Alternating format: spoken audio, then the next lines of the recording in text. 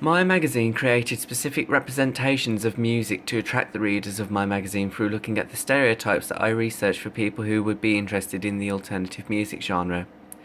I estimated this to be people between ages of 16 to 24 and of a middle to higher social class. There is no specific genre or ethnicity of the people who would listen to the music, although alternative music is especially popular amongst many British teenagers.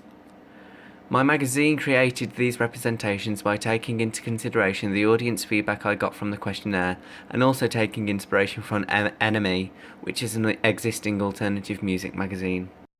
In reality, by sticking to all of this in creation of the magazines, it resulted in the final product excluding a few big types of audiences.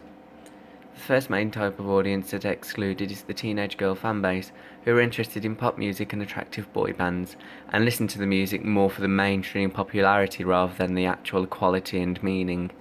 I am fine with not attracting this audience though, because it was never my intention anyway. Another type of audience I excluded with the final product is the ghetto audience, who listen to popular R&B artists such as Beyonce, Nicki Minaj, Rihanna, Drake and Jay-Z, because the music I focused on is much more relaxed, and the artists that I include in my magazine aren't as big celebrities as these artists are. But again, I am fine with not attracting this audience. The only audience I wanted to attract is the only audience I did attract, the small bunch of individual teens who do not listen to mainstream music and enjoy the less known and more interesting alternative music. Therefore, I am attracting a niche audience rather than a mass audience.